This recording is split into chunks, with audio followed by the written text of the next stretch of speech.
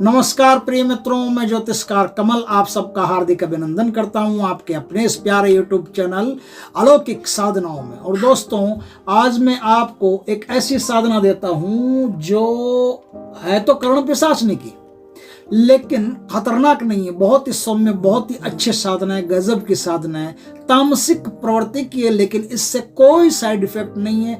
जो साधक इस साधना को करेगा उसको किसी भी प्रकार का कोई भी नुकसान शक्ति नहीं पहुंचा सकती, न शक्ति प्रत्यक्ष आएगी। इससे आपको आपके प्रश्नों के उत्तर मिलते चले जाएंगे, सिर्फ उत्तर मिलते चले जाएंगे। आपको आवाज आनी शुरू हो जाएगी, आपके सामने कोई शक्ति आएगी नहीं, बस आपका काम हो जाएगा। कर्ण पिशाचनी के साथ में एक और महाशक्ति है जिसके मंत्र को संयुक्त बना करके इस साधना का निर्माण हुआ है। माँ पद्मावती, उनकी साधना, और माँ कर्ण पिशाचनी, ये इसमें माँ के रूप में सिद्ध किया जाता है। माँ के रूप में ही माता पद्मावती को सिद्ध किया जाता है और माता के रूप में ही कर्ण पिशाचनी को सिद्ध किया जाता है। और इस प्रकार से सिद्ध होकर के साधक को तमाम प्रश्नों के उत्तर प्रदान करती है। दोस्तों, किस प्रकार से इस साधना को किया जाएगा, आज हम इस पर थोड़ी सी चर्चा कर लेते हैं। पहली बात तो यह है कि इसमें सुरक्षा घेरा अत्यधिक अनिवार्य है। याद रखें, वो लगाना ही पड़ेगा जो बहुत ज्यादा मजबूत हो, जबरदस्त। ऐसा सुरक्षा घेरा आप लगवा लें, ऐसा सुरक्षा घेरा तैयार कर लें। सुरक्षा घेरे का मंत्र पहले से तैयार होना चाहिए। इसमें सिद्ध रुद्राक्ष की माला चाहिए, वो आप पहले से तैयार रखें, क्योंकि ऐन समय पर सिद्ध रुद्राक्ष की माला नहीं मिलेगी जो इसी शक्ति के उपयोग के लिए वो सिद्ध की जाती है।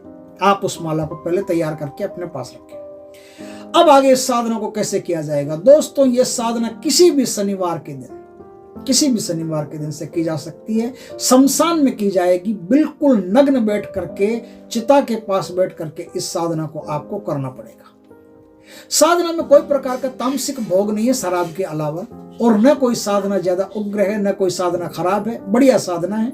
इस साधना को आराम से किया जा सकता है। सिर्फ भोग एक है, वो देशी शराब जो अधकड़ी हो उसका ही भोग देना पड़ता है, वो ध्यान रखना पड़ता है। और कोई दिया नहीं, और नहीं, कुछ नहीं। और एक शुद्ध सात्विक दूध की मिठाई हो, उसका भोग देना पड़ता है, 1 पीस का। सिर्फ 1 पीस का मिठाई का भोग तो लगेगा माता पद्मावती को, और 1 पीस का भोग लगेगा उनको, कर्ण पिशाचनी जी को। दोनों को अलग अलग भोग लगेगा। स्वप्न माहेश्वरी माता पद्मावती, माता कर्ण पिशाचनी, दोनों को अलग अलग भोग, लेकिन संयुक्त रूप से आपको चढ़ाना पड़ेगा। अपना अपना ले लेंगे वो। शनिवार के दिन शमशान में बिल्कुल नग्न बैठ करके इस साधना को दक्षिणोमुख होकर के की जाती है।